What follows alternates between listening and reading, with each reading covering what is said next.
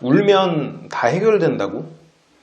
눈물로 모든 걸 해결하려고 하는 사람, 어떻게 대처해야 할까요? 안녕하십니까? 생각하는 즐거움 지시채널 LBC 소장 임철웅입니다. 오늘은 눈물로 모든 것을 해결하려는 사람에 대해서 대처하는 방법에 대해서 말씀을 드리겠습니다. 이건 꼭 남녀에 대한 이야기는 아니에요. 누군가 논리적인 것이 아니라 자꾸 감정적인 것으로 해결하려고 시도하는 사람에 대해서 대처하는 방법에 대해서 말씀을 드리는 건데, 여기서 또 하나 또 그 그룹을 잘 지어야 될 것 같은 게, 울고 있는 모든 사람을 뜻하는 건 아닙니다. 그 사람이 정말로 슬픈 일이 있고 괴로운 일이 있어서 눈물을 흘리는 사람이라면 그건 눈물로 무언가를 해결하는 건 아니겠죠.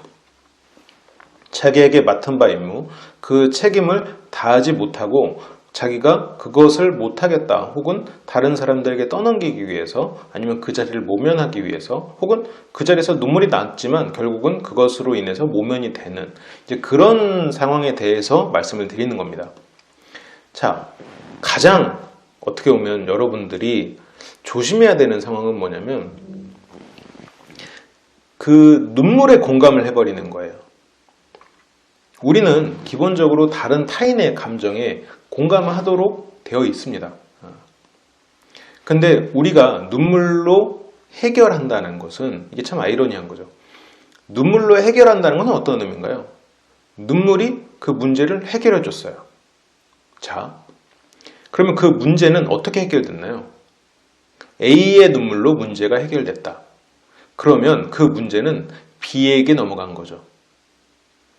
만약 내가 눈물을 흘려서, 예를 들어서 정말로 말도 안 되게 과장을 해서 눈물을 흘려서 이 눈물이 예를 들어서 무슨 만병통치약이 돼가지고 이 눈물로써 세계의 그런 병균들을 없앴다, 세계의 어떤 병을 없앴다, 이건 눈물로 해결한 거죠. 근데 우리는 이런 걸 얘기하는 건 아니잖아요. 자, 그 사람이 눈물로써 어떤 일을 해결했다. 그럼 A의 문제가 해결이 됐다. 그건 A의 입장의 이야기입니다. A의 눈물로 A의 문제가 A에게서 해결이 됐다라는 거죠. 그러면 여기서 말을 조금 바꾸면 A의 눈물로 A의 문제가 B에게 떠넘겨졌다가 되는 거예요. 이 B가 어떠한 사람일 수도 있고, 어떠한 조직일 수도 있고, 어떠한 시간대일 수도 있겠죠. 그러면 내가 그 사람 눈물에 공감을 해줌으로써 다른 피해자가 생겨난다는 얘기예요. 그러면 진짜로 그 일을 열심히 하고 그 일에 맞부딪혀서 싸우고, 만약 비슷한 상황에서 해서 해결을 한 어떤 사람과 눈물로 해결하려는 어떤 사람, 내가 만약 거기에서 두 사람의 조직의 장이라고 생각을 해봤을 때 B 입장에서는 얼마나 억울한 일일까요? 그 사람이야말로 정말 울고 싶겠죠. 나는 정말 열심히 했는데. 그래서 이런 상황, 내가 그 사람의 고통에 대해서 공감을 해주고 그 사람이 어떤 해소를 바라는 그런 부분 필요할 수도 있어요. 근데 문제 해결은 전혀 다른 문제입니다. 그거는 그 사람이 해결을 위해서 울었다라고 생각하진 않는 게 좋아요. 그래서 그 사람도 힘드니까 눈물이 나겠지. 하지만 지금 필요한 건 눈물이 아니라 논리적인 대화예요. 그렇죠? 그러면 그 사람에게 눈물이 그칠 시간을 주면 됩니다. 그래서 여기서는 눈물뚝 그만 울어 이렇게 할 필요도 없고요. 왜 그래? 하고 당황할 필요도 없습니다. 지금 대화가 안 될 것 같으니 눈물 그치고 우리 다시 얘기합시다. 눈물 그치고 내 방으로 오세요. 이렇게 얘기하면 됩니다. 좀 친한 사이라면 그래, 눈물 흘릴 만큼 흘리고 얘기할 수 있을 때 그때 내 방으로 와요. 이런 정도 얘기하면 되겠죠. 그래서 그 사람한테 울지 마라고 할 필요도 없고, 그리고 그 사람한테 당황해서 다독일 필요도 없고, 지금 이야기가 좀 정리가 안 되는 것 같으니까 이야기 정리할 수 있을 때 그때 말해줘요. 그냥 이렇게 하면 됩니다.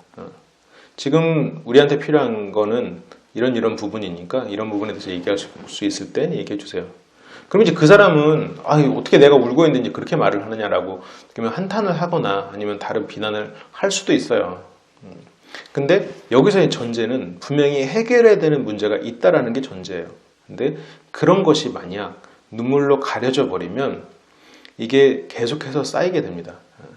이게 참 일도 퍼지지만, 한 사람이 이제 일을 안 했을 때 이제 그 일도 나뉘고 어떠한 해결되지 않은 문제가 계속해서 쌓이지만, 눈물도 그래요. 이제 한 사람이 한 사람의 눈물로서 어떤 게 넘어가 버리면 다른 사람들이 겉으로는 드러나지 않지만 조금씩 눈물이 쌓여갑니다.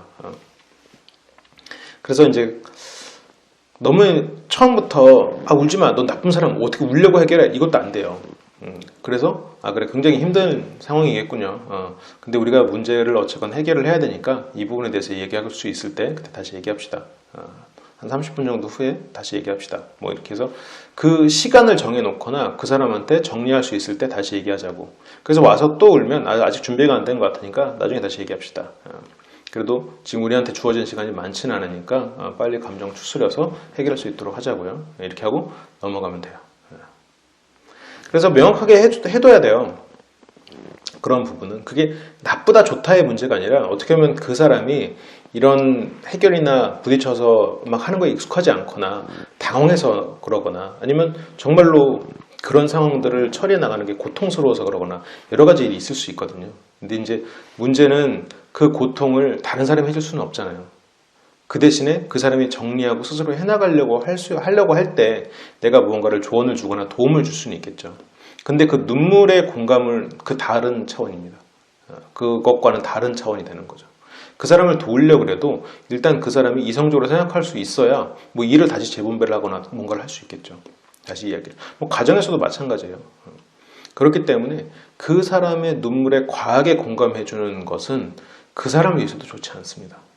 나를 위해서도 좋지 않고요. 그 조직에 다른 사람이 있다면 다른 사람에게는 더 좋지 않습니다.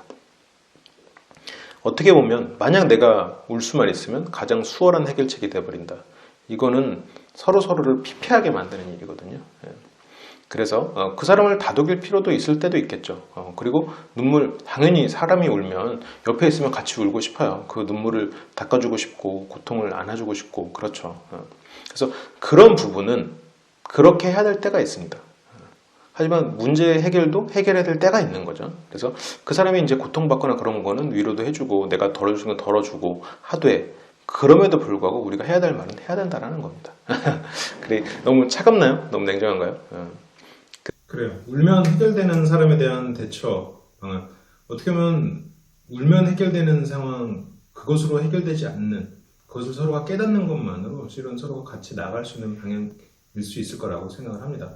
여러분들도 혹시라도 그 사람에게 공감을 우선적으로 해서 오히려 이제 추가 피해를 발생시키는 것보다는 그 울음에 대해서 공감을 해주되 그보다 더 중요한 문제 해결이 있다면 그것을 이제 해결할 수 있도록 상대에게 뭔가 그것을 해결하는 방안을 함께 생각해 볼 수 있는 그런 시간을 만들어주는 것이 오히려 상대에 대한 배려라는 거 다시 한번 생각해 봐주시길 바라고 오늘 처세 지침 여기까지 하겠습니다.